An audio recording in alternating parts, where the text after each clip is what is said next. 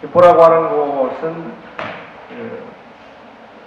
역사의 기원을 상당히 오래 시간 뒤로 올라가게 되는데, 특별히 벼농사와 관련해서 관계에 있는, 그리고 최초로 벼농사가 지어진 곳으로 이렇게 알려져 있습니다. 벼농사의 기원으로 기억되는 김포라고 하는 곳은 어떤 면에서 한반도 역사, 축소판이라고 해도 과언이 아닌 것 같다는 그런 연구를 통해서 저는 느꼈습니다. 참으로 유사점이 많다라고 하는 점을, 특히 19세기 이후에 국제법에 의해서 재편되는 세계 질서의 변화의 현상은 더욱 그러하다라고 한편의 드라마를 통해서 우리 한국 전체의, 한반도에서 이루어진 전체 역사를 요약해서 보는 것 같다는 그런 느낌을 받았습니다. 19세기 동아시아의 질서 개편은 서구의 진출로 인해서 이루어진 건데, 엄밀한 의미에서 경제적 침략이라고도 그렇게 할 수 있겠습니다. 역사학자 아놀 토인비는 세계 제1차 세계대전을 경험하면서 인류의 역사를 도전과 응전의 과정이라고 정리를 했습니다. 이 말 속에는 외부로부터의 도전에 대해서 살아남은 민족과 문명만이 어떤 가치가 있다는 그런 측면에서 생각할 수 있겠습니다. 실질적으로 그가 도전과 응전이라고 하는 주제로서 역사를 바라본 것, 주목했던 것은 여러 가지 면에서 역사학에 시사점을 주고 있습니다. 특히 그가 도전과 응전을 소개하면서 영국인들이 좋아했다라고 하는 청어와 내기를 들어서 이론을 실증했다고 그럴까요? 영국 사람들이 상당히 청어를 좋아하는데, 근해에서 잡혀주는 것이 아니라 상당히 북대서양 저 멀리서 잡아오기 때문에 잡은 고기들이 실어오는 과정에서 대부분 죽는다고 합니다. 근데 그 중에서 행여 살아남은 청어는 값이 굉장히 비싼데, 어느 날 청어를 담은 수족관이라고 그러나요? 거기에다가 내기를 집어넣으니까 살려고 발버둥 치느냐고 결국 도착지까지 살아남았다라고 하는 그런 이야기로서 도전과 응전의 예를 들었는데, 글쎄요, 서양 학자의 견해이기 때문에 상당히 저희들 입장에서 봤을 때는 부담스러운 그런 역사 이론이기도 한데, 거기에 대해서 반론을 제기할 만한 이렇할 것도 없지 않나 하는 그런 생각도 해보면서 근대화 과정에서의 김포, 또 김포가 근대화 과정에서 남긴 그런 교회를 통해서 남긴 기록물, 이것에 대해서 한번 생각을 하고자 합니다. 우선 역사적인 맥락에서 봤을 때 조선이라고 하는 나라는 건국 이래 중국을 중심으로 해서 질서를 유지한 그러한 나라였습니다. 그렇지만 19세기에 들어서면서부터 더 이상 화이관, 중국을 중심으로 하는, 즉 성리학을 중심으로 하는 사회 질서를 유지한다는 것은 어렵게 되는 그런 상황을 맞이하게 되죠. 그런데 앞서 말씀드린 대로 중국을 중심으로 하는 그런 국제 질서를 더 이상 유지할 수 없는 이면에는 서구가 시장 개척을 위해서 동진했기 때문입니다.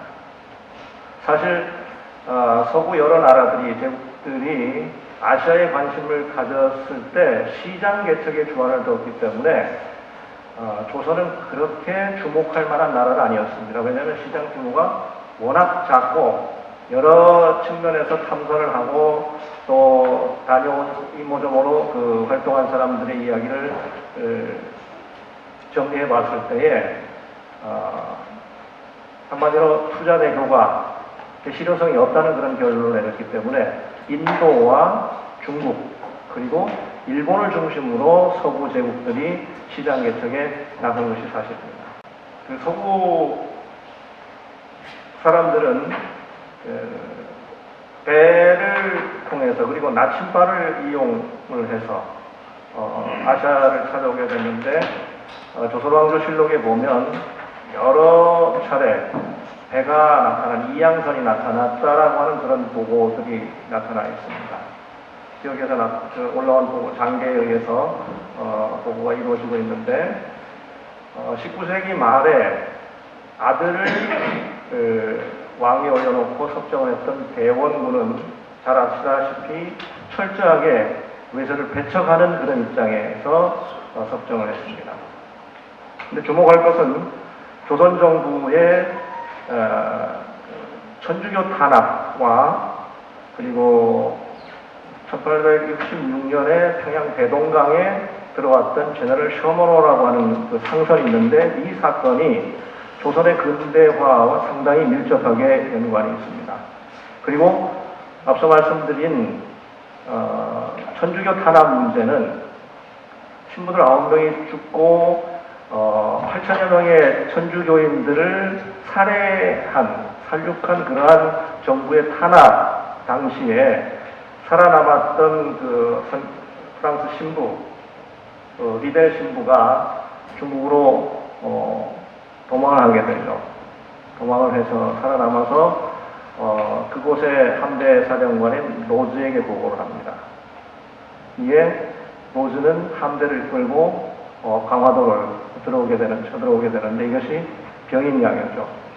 이 시기에 앞서 발표자들을 통해서도 얘기가 나왔습니다만은 김포는 서양 근대 기술, 서양 근대 과학을 몸소 체험을 했습니다. 그러니까 지리적인 위치 때문에 다른 지역보다 가장 먼저 서양 근대 과학, 서양 근대 기술을 체험을 한 거죠.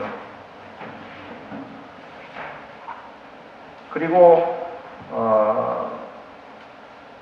그 같은 해에 있었던 평양 대동강에 제너럴 셔먼호 침입 사건이 있었는데 이 제너럴 셔먼호는 평양 감사했던 박규수의 지휘하에 좀 과격한 표현을 쓰면 완전 소탕이 됩니다. 배가 전소되고 승선했던 모든 사람들이 살해됩니다. 거기에는 군인들뿐만 아니라 평양 시민들도 관여를 했죠. 근데 이 일을 계기로 해서 더더욱 그 섭정을 했던 고종은 고무가 됩니다. 그래서 쇄국 정책을 강화하게 되는데 하지만 이 제너럴 셔먼호 사건이라든가 병인 양역, 프랑스 군대와의 일종의 전쟁을 통해서 변화의 기류가 조정 내에서 서기 시작하고 또 학문을 하는 사람들 사이에 개방, 즉 대원군의 쇄국 정책을 반대하는 정서가 형성되기 시작합니다.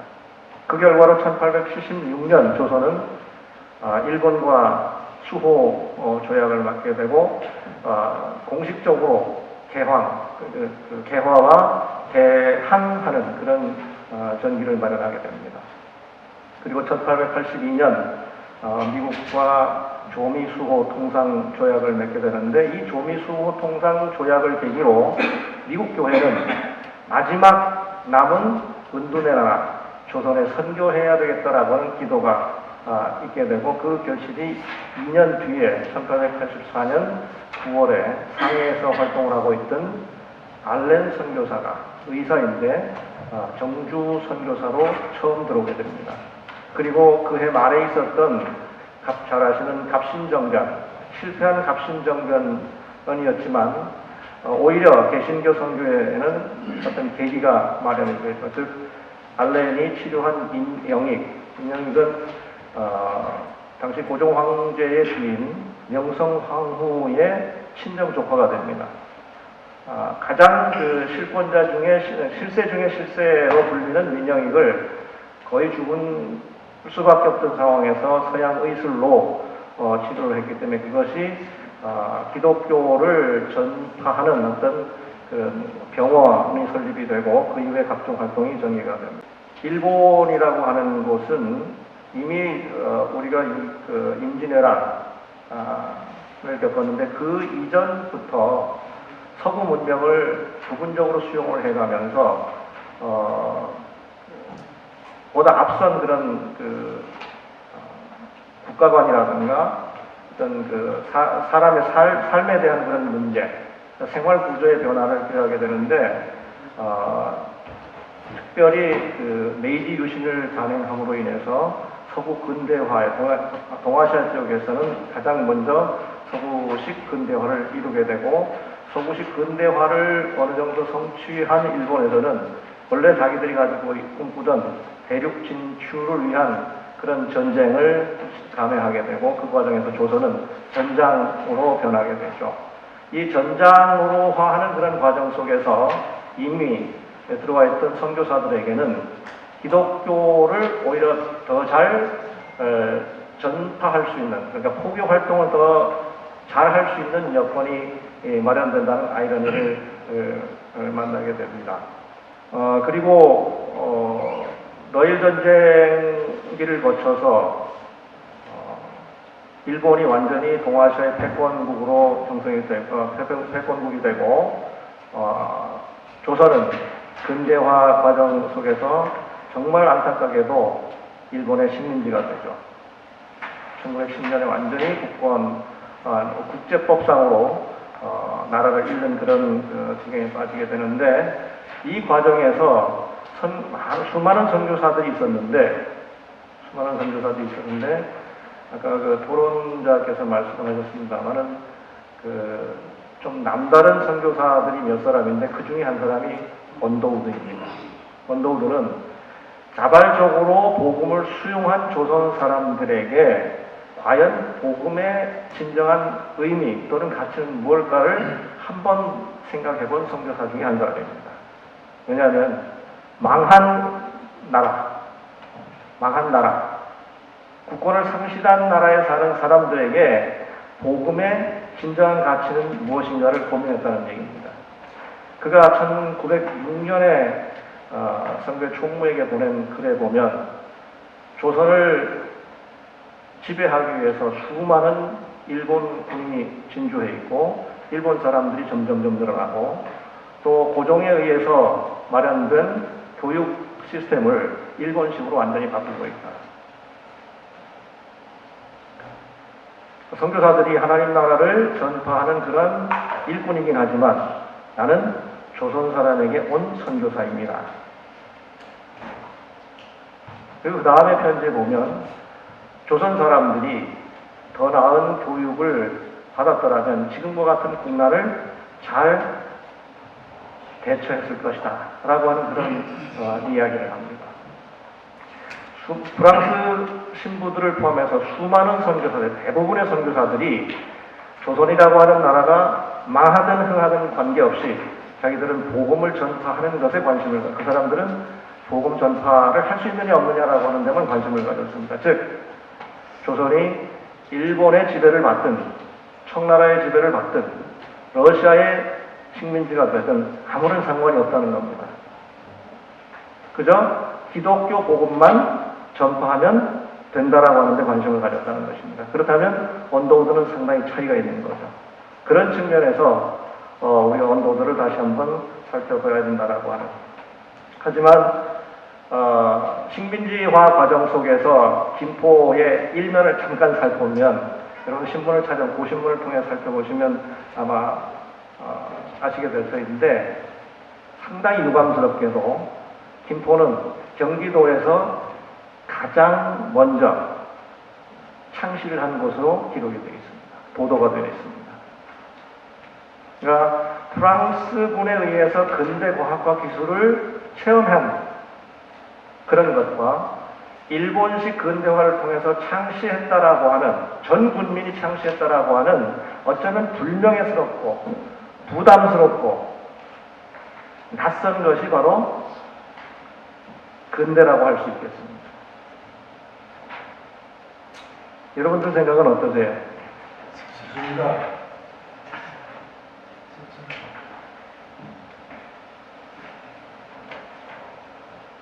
그러니까 조선은 식민지화 과정 속에서 또 물론 그 전에 기독교 복음이 들어왔습니다만 기독교 복음이 들어오고 근대화를 이루는 과정 속에서 말로나 글로서 쉽게 표현할 수 없는 여러 가지 현상들이 있었다라고 하는 것. 그리고 많은 선교사들 가운데 언더우드는 조선 사람 됨에 대해서 한번 생각을 해본 그런 선교사였다라고 하는 측면에서 관심을 가질 필요가 있다라고 하는, 특별히 김포와는 더욱더 그렇다라고 하는 말씀을 드립니다. 근데 선교사들의 목적 사업은 교회 설립이 주입니다. 얼마나 많은 신자를 더 확보하느냐가 관건이었고요. 또 보고서의 내용에 보면 교회를 설립하고 교리문답을 몇 명과 했고 세례를 몇 명을 줬느냐라고 하는 게 주입니다.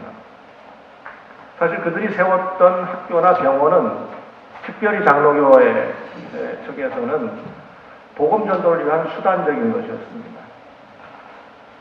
보조적인 것이었다는 것입니다. 1884년 상주 선교사 엘렌이 들어오고 난 다음에 한 10여 년쯤 지났을 때에 김포 사람들에게도 어떤 형태로든 기독교 복음을 접했다라고 하는 그런 문건들을 살펴볼 수가 있습니다.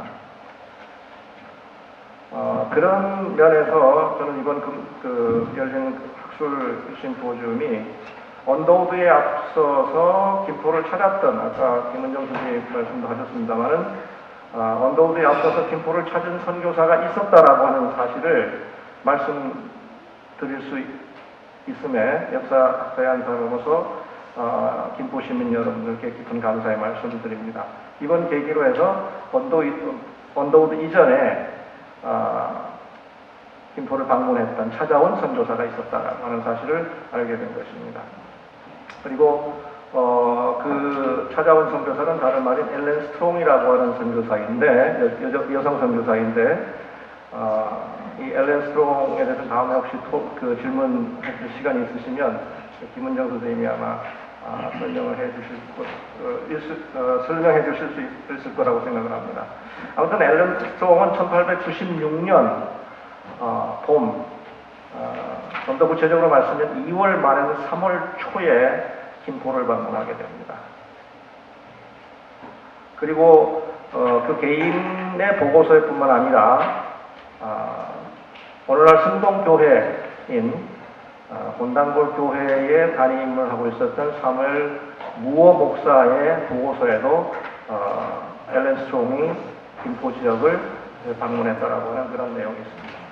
요 지금 그림을 보시면 제가 두 개, 하나는 엘렌 스트롱의 보고서입니다. 1896년 10월 달에 빨간 줄친 부분이 자기가 김포를 찾아왔다라고 하는 내용입니다. 그 김포의 위치가 있는데요. 60리라고 표시가 되어 있습니다. 두 번째 빨간 줄 표시되면 60리라고 되어 있죠. 60리. 어디서부터냐면 서울에 있는 어떤 사람인데 지금 성은 이시로 되어 있어요. YI로 되어 있고 이상진인 것 같습니다. 이상진인지 생진인 것 같은데요. 위에 이렇게 지금 한 단어가 있는데 백정이라는 얘기입니다. 백정인 이 사람의 집으로부터 60리 서쪽으로 60리 떨어져 있는 김포 지역을 방문했다는 얘기입니다. 그리고 옆에 1898년을 인정된 사진을 제가 소개해드리는 것은 이 언더우드 가족입니다. 여러분들이 보시기에 좌측에는 언더우드, 옆에는 부인이고요. 그 다음에 중간에 서 있는 아이는 그 아들 원한백입니다. 앞에서 발표하신 분들 같은 경우에는, 그리고 또 우리 한국 교회사를 살펴보면 내적 자료가, 그러니까 우리 스스로의 자료가 거의 빈약합니다.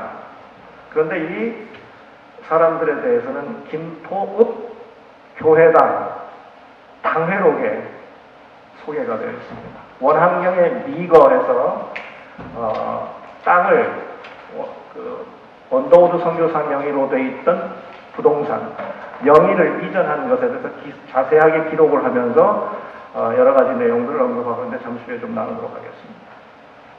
하여튼 이번 계기로 해서 김포 지역을 처음 찾았던 선교사가 엘렌 스통이라고 하는 여선교사가 있었다라고 합니다. 1896년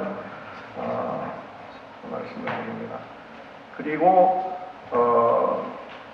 이후에 선교사를 도와서 전도를 했던 조사들인데 그 사람들에 의해서 김포 지역에 왕성하게 전도 활동이 이루어지고 교회가 세워지는데 다음 장 넘겨주시겠습니다. 사진이 잘렸는데요. 여러분 보시기에 좌측에 있는 것은 무산교회에 지금 100년 이상 교회에 되는 데다가 이제 비석을 세워서 이렇게 표지를 해놨는데 그 사진이고요. 중간에가 김포 읍교회의 후신인 제1교회당 건물입니다. 그리고 가장 우측에 있는 사진은 이번에 송마리 교회에서 기념 예배를 드렸죠. 그 기념 예배 드리는 장면 사진입니다. 그러니까 언더우드와 직접적으로 관련 있는 세 개 교회를 지금 소개를 해놓은 것입니다. 이 교회당이 설립되는 과정에는 신화순, 도정이문, 이춘경, 그다음에 유공신님과 그 친구들, 그다음에 뭐 박살라미 부부 이런 사람들이 활동했던 것에 대해서는 앞서서 얘기가 나왔습니다. 그런데 이분들에 대한 좀 더 밀도 있는 연구가 돼야 됐다라고 하는 것이 앞서 설명드렸던 엘렌 스트롱의 보고서와 연관시켜서 생각을 하게 되었습니다. 왜냐하면 그분들의 신분을 좀 확인을 할 필요가 있어요. 그러게 되면 좀 더 아까 지관에 대한 얘기도 나왔는데요. 또 엘렌 스트롱의 거기에 보면 그 백정이라고 하는 거 말씀을 드렸죠. 그 최초의 전도 활동 내지는 전도를 위해서 만났던 분들이 어쩌면 오늘날로 말하면 정육점을 운영했던 사람들일 수도 있다라고 하는 그런 추정을 해봅니다. 그런 측면에서 아마 김포에서 좀 관심을 가지시고 또 김포에 있는 교회들이 가지고 있는 당회로뿐만 아니라 교인 정보가 있거든요. 이런 것들을 추정을 하다 보면 그런 것들이 나오게 될 겁니다. 그러면 아마 김포뿐만 아니라 한국 교회사를 새로 써야 되는 그런 상황이 나올 수도 모르겠습니다. 좀 관심을 가져주시기를 그렇게 부탁드립니다. 그리고 이 선교사들은 교회만 세운 것이 아니라 다음 장 넘겨주시죠. 교회만 세운 것이 아니라 학교를 세웠습니다. 학교를 세웠는데 세 군데가 있습니다. 세 군데 학교 세웠는데 이건 일본 총독부에서 나온 자료인데요. 신명학교와 그 다음에 창의학교에 대해서는 거의 다 알고 계신 것 같아요. 근데 마지막에 있는 하빌여학교는 강화도와는 연결시키지 김포와는 연결을 대부분 안 시키더라고요. 물론 지금 현재 있는 하빌여학교의 전신입니다. 강화에 있는 그 전신이긴 한데 통진군 군내면 하리에 세워졌던 그 학교입니다. 그리고 거기에 대한 증거 자료가 고신문 자료에 보면 이렇게 나와 있습니다. 황성신문하고 대한매일신보를 보면 이 하빌여학교, 신명학교, 특별히 신명학교에서는 야간학교를 운영하는 것도 제시가 되고 있습니다. 언더우드 선교사는 각 동네마다 교회가 세워지고 교회만 세워지는 것이 아니라 그 교회에 부설 학교가 세워져서 아이들이 건전한 시민으로 육성되기를 바랐던 선교사 중에 한 사람입니다. 다음 장 보여주시겠습니다. 그럼 이제 언더우드 선교사를 좀 소개를 해드리겠습니다. 초기 모습은 다른 선교사들과 다르지 않습니다. 말씀드렸듯이 언더우드 선교사도 전도를 하고 세례를 주고 교인을 확보를 하고 교회당을 세우고 이거에 열심이었습니다.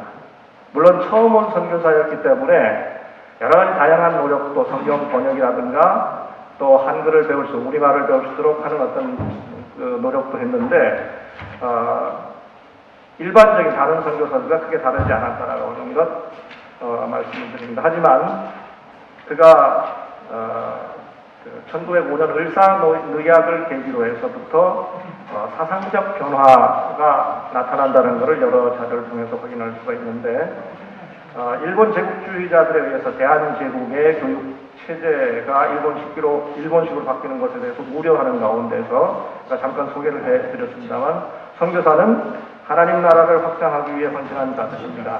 그런데 지금 조선에는 많은 일본의 군인들이 들어와 있으며 그들은 조선을 지배할 목적으로 진출한 것이다. 하지만 나는 조선 사람의 선교사이며 그들에게 복음을 전하는 자입니다. 라고 한 것을 볼 때에 사상의 변화와 더불어서 정체성을 다시 한번 가지는 그러한 모습을 알 수가 있겠습니다. 국가의 지위를 완전히 상실하는 상황으로 내몰릴 때 언더우드는 조선 사람들이 보다 나은 교육을 받았으면 지금과 같은 위기를 잘 대처했을 것이라고 하면서 상당히 안타까워하는 그러한 보고를 선교부에 보내게 됩니다. 다음 장 넘겨주시기 바랍니다. 아까 말씀을 드렸던 것처럼 내부 증언, 김포읍 교회당 장회록에 보면 언더우드 일가의 업적이 요약 정리가 되어 있습니다. 주부 1946년 3월 10일 오후 2시에 강회가 소집이 됐고 그 당회에서 어떤 이야기들이 회의가 있었고 그 다음에 원한경의 리거라고 하는 그런 내용이 소개되어 있습니다. 그 내용의 일부를 보면 교회를 창설하고 학교를 시설하고 조선의 문화에 동원한 것은 조선 역사에 뚜렷이 남아있을 것인가 라고 하는 그런 부분이 있고요. 그 다음에 뒤에 가서 보면 원 박사는 근자에 누구보다 먼저 돌아오셔서 조선의 독립되기를 도와주시는 진심의 사역을 했다라고 하는 내용이 있고 그 다음에 인연 깊은 김포읍 장로교회에 1년에 부동산을 등기 이전하는데 어떤 역할을 해주셨다는 그런 것을 설명하면서 외국인 소유의 토지 문제가 복잡하기 때문에 쉽지 않지만 원암경의 도움으로 잘 이루어졌다라고 하는 내용을 강회록에서 이렇게 소개를 하고 있습니다. 그런 면에서 원암경 그리고 그를 낳은 아버지 어머니의 한국에서의 사역에 대해서는 깊이 좀 관심을 가질 필요가 있겠습니다. 다음 장 주시기 바랍니다. 아까 말씀을 드렸습니다만 자발적으로 복음을 받은 조선 사람들에게 망한 나라에 살고 있는 망한 나라를 잃은 조선 사람들에게 복음의 의미를 무엇인가를 고민했던 이 언더우드. 동화 정책에 의해서 일본의 민족의 고유한 말 그리고 역사, 문화를 잃을 처지에 놓인 조선 사람의 입장에서 복음을 생각한 몇 안 되는 선교사 중에 한 사람이 바로 언더우드입니다. 그는 자주 독립을 위한 지도자, 그리고 자주 독립을 이루었을 때 일할 지도자를 양성하기 위해서 대학을 설립을 하기로 작정을 했고 대학을 설립을 했습니다. 결국 선교사가 교회를 세우는 것이 주알이지만 저는 이런 제목을 들었습니다. 같은 일, 새로운 길이라. 대학 설립하는 것도 역시 조선 사람에게 기독교 복음을 소개하는 그런 일이라고 생각했던 것으로 해석할 수 있겠습니다. 그의 교육과를 저는 한마디로 애민교육이라고 정리를 했는데요. 조선 사람에게 온 선교사, 그 조선 사람들이 이 억압, 그 다음에 나라를 잃은 상황 속에서 잘 교육시켜서 그 사람이 어떤 자주독립과 조선 사람이 조선 사람임을 인식하는 그런 어떤 역할하는 지도자가 되도록 교육하는 것, 이것이 애민교육의 어떤 핵심이라고 할 수 있는데 그러한 사람을 길러냄으로 인해서 조선의 자주 독립을 가져오고 그 다음에 자주 독립이 됐을 때에 또 국가를 운영할 어떤 인재를 양성하는 것, 그것에 초점을 두고 세우는 것이 바로 연희전문학교입니다. 그가 생전에 조선 총독부에 의해서 승인 난 것은 보지 못했습니다. 왜냐하면 1916년 10월 달에 돌아가셨고 1917년 3월 달에 조선 총독부에 승인이 났기 때문에 그런데 그가 목표한 인재가 있는데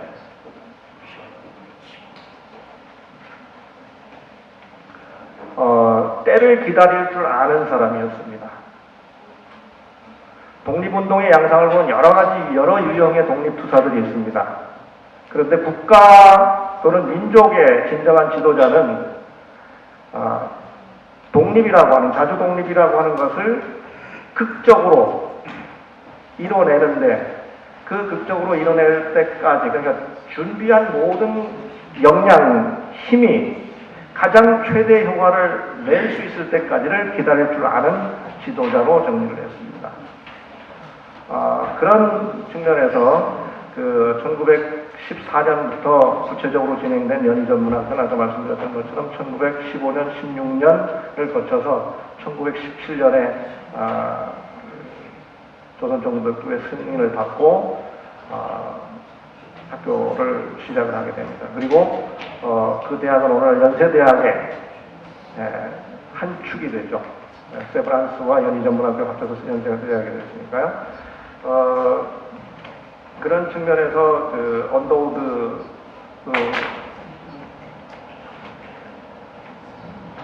선교사를 좀 재평가할 수 있는 그런 기회가 됐으면 좋겠고요. 그가 기법적에 세웠던 교회가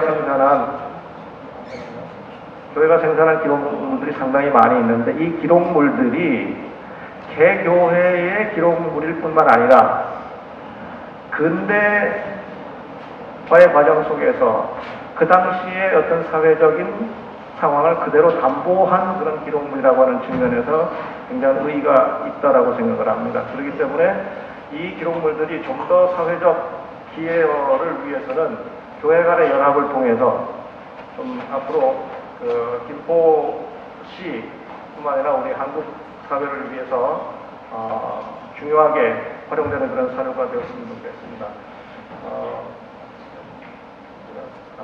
그 자료집 그 뒤쪽에 보면 언더우드가 설립한 교회 기록물이라고 하는 게 있습니다. 13쪽인가요? 거기 그 2번 활용 방안 부분부터는 읽고 마치도록 하겠습니다. 과거의 사건이나 인물을 되새기는 것은 더 나은 삶을 위한 지혜를 얻기 위함입니다. 그러나 이러한 경험의 반추는 실출 과정을 수반합니다. 달리 설명하면 국민정음 창조에 참여한 학자이자 심정승에 오른 최화정, 최항, 율곡 이의 학문을 계승한 학자이자 의병자인 중공 조건, 그리고 강권도 행주에서 외부를 대첩한 권율 등을 기억하고 교훈을 얻으려는 행위는 신뢰할 수 있는 어떤 매체에 의해서 시도가 되는 것이 사실입니다. 그런 면에서 이 지역에서 활동하고 있는 그 단체에 의해서 기독교 관련 기록 자료를 찾아내고, 그 단체가 자료를 찾아내고, 그 찾아낸 것에 그치지 않고 구술 자료까지 확보해서 기록 자료를 일정 부분 보완했다라고 하는 것에서 깊은 감사를 드립니다. 그리고 각 자료의 가치를 도출하고 그 활용 방안을 보고서를 통해서 구체적으로 제시했다는 것은 굉장히 큰 의미가 있다고 봅니다. 역사에 관한 탁월한 안목과 의식은 공동체 구성원의 정체성을 높이고 다양성을 확대하며 나아가 자발적으로 공적 세계를 지향하는 건강한 시민의식의 요체가 되므로 지방정부의 적절한 정책 개입을 주문할 수 있다라고 하는 말씀을 드립니다. 김포는 경기도에서 가장 친화적인 곳으로 신문저상에 자주 보도가 되는 것으로 알고 있습니다. 하지만 전략적 요충지라고 하는 것 때문에 삼국시대 이후 근대 이행기까지 여러 모양의 상을 간직하고 있는 것도 사실입니다.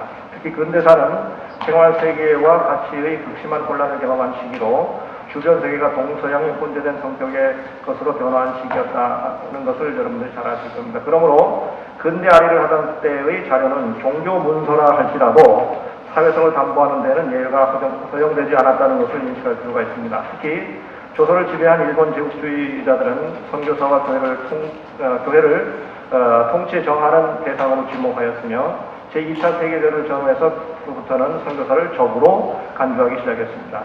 흔히 지금의 세계를 글로벌하고 다문화적이라고 합니다. 19세기 후반부터 해방 공간에 이르기까지 겪은 아시아의 근대는 혼종성을 경험한 것에 다름이 아닙니다. 그런데 그 혼종성에 관한 인정과 다른 인식은 관계의 지평을 넓히는 계기가 될 것입니다. 따라서 이에 대한 몇 가지 전제를 언급하고 활용 방안을 제시하고자 합니다. 그 연구회에서 발굴한 자료의 활용 빈도수를 높이는 방안을 강구해야 될 것입니다. 그리고 그 자료 사회성을 인정하고 그 외연을 확대하는 동시에 공공성을 부여하는 교회 연합이 필요하다고 생각을 합니다. 두 번째로는 김포의 패러다임을 구축을 해야 됩니다. 이를 위해서는 김포를 숙고하고 분별하는 선행사고 김포의 스탠스와 가치를 창출하는 학문적 접근이 필요하다고 봅니다. 세 번째는 사람 자체에 대한 초점을 둔 문화활동 개발 비중을 높여야 한다는 것입니다.